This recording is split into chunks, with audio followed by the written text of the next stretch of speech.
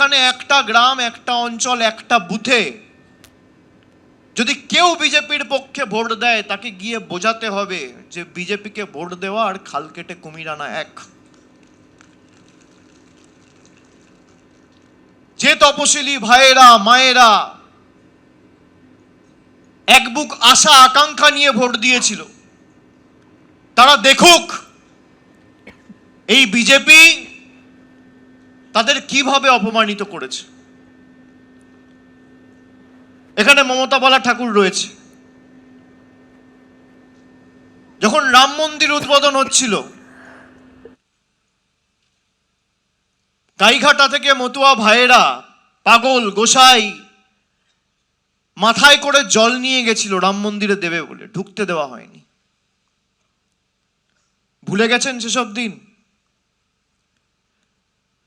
দেশের রাষ্ট্রপতি একজন এসটি মহিলা, রাম মন্দিরের উদ্বোধনে তাকে আমন্ত্রণ জানানো হয়নি। একজন শিডিউল কাস্ট বা শিডিউল ট্রাইব প্রতিনিধিকে রাম মন্দির উদ্বোধনে আমন্ত্রণ জানানো হয়নি। একজনকে।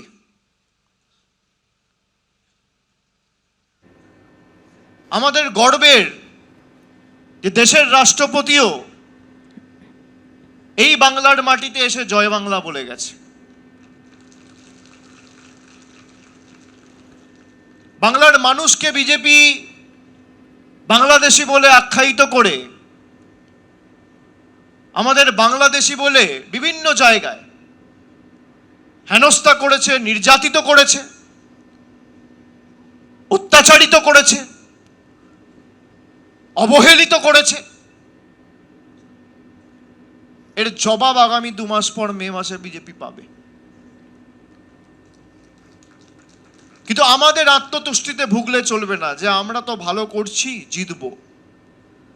লড়াই বুথে, লড়াই গ্রামে, লড়াই মাঠে, লড়াই ময়দানে। যে অঞ্চলে, যে পাড়ায়, যে গ্রামে বিজেপিকে ভোট দিয়েছিল এসসি এসটি সম্প্রদায়ের মানুষরা, তাদের বোঝাতে হবে অভিন্ন দেওয়ানি বিধি বিজেপি আনতে চায়। বিজেপি বলেছিল আপকি বার 400 পার, 240-এ তাদের গাড়ি আটকে যাওয়ার পরও সংবিধান পাল্টাতে চায় বিজেপি।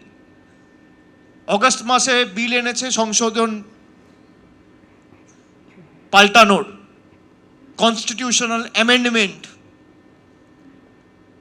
যে দল 240টা সাংসদ নিয়ে সংবিধান পাল্টাতে চায়,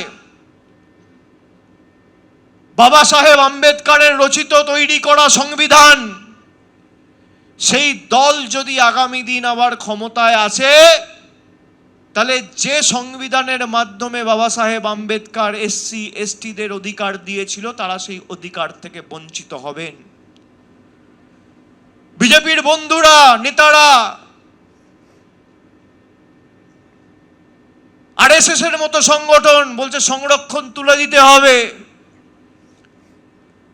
সংরক্ষণ তুলে দিলে সব থেকে বেশি ক্ষতিগ্রস্ত যদি কেউ হয়, তপশিলি ভাইয়েরা হবেন, জনজাতি মূলবাসীরা হবেন। আজকে যেভাবে পদে পদে এসসিদের এসটিদের অপমানিত করা হয়েছে, এবিপি আনন্দ এগিয়ে থাকে, এগিয়ে রাখে।